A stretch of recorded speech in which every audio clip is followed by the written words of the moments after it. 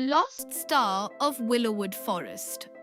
Once upon a time, in a land far beyond the misty mountains, there lay a magical forest called Willowwood.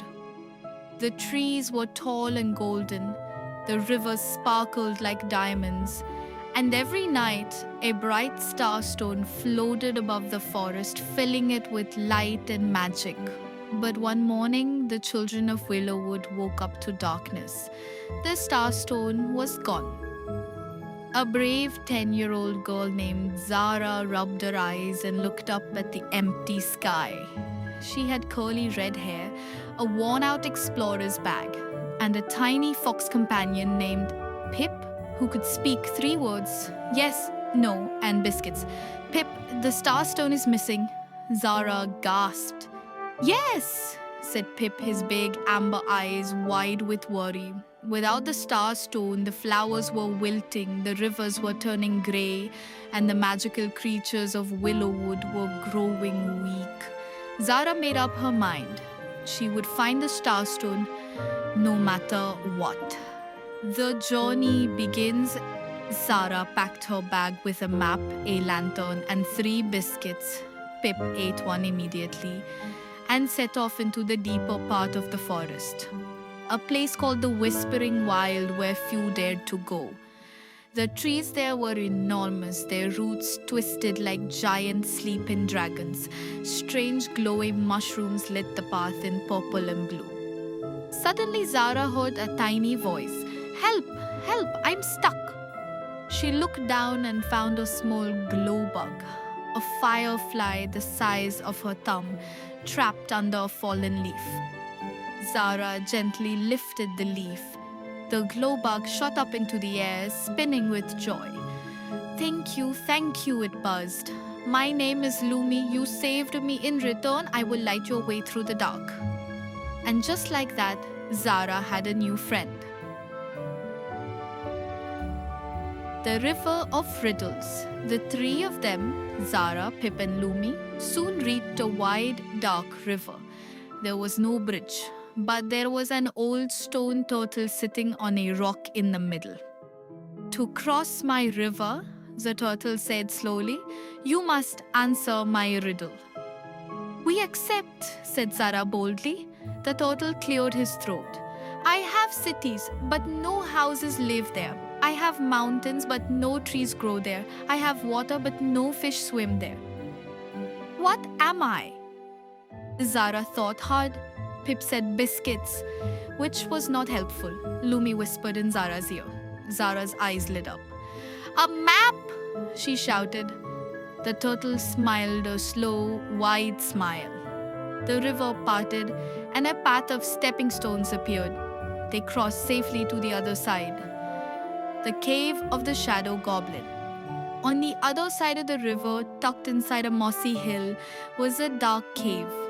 And from inside the cave came a faint, warm glow. The starstone, Zara whispered.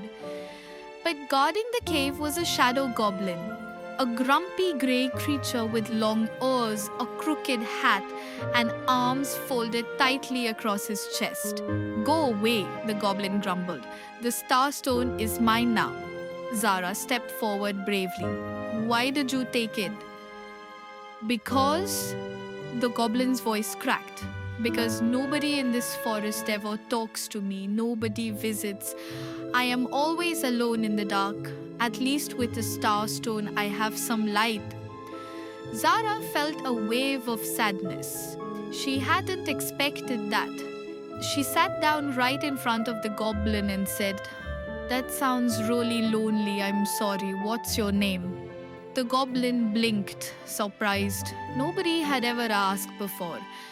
Grom, he said quietly. Well, Grom, said Zara warmly, the whole forest is suffering without the starstone.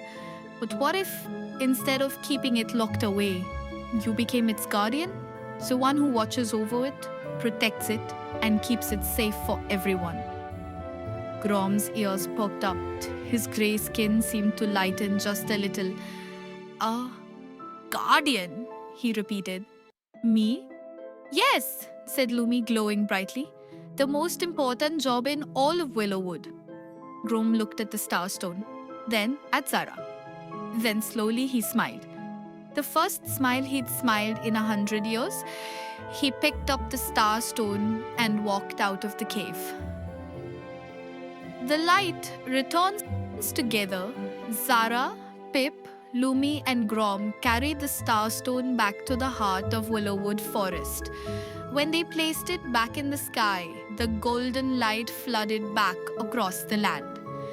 Flowers bloomed, rivers sparkled, creatures cheered and danced.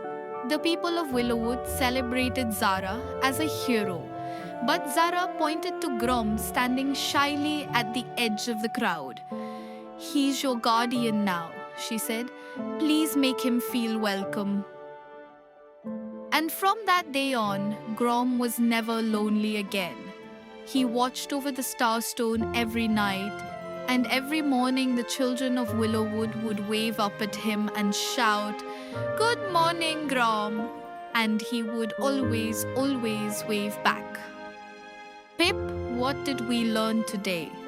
Zara asked on the walk home. Pip thought very hard. "Biscuits?" Zara laughed. "Close enough." The end moral of the story. True bravery isn't just fighting monsters, it's also choosing kindness when it's easier to walk away.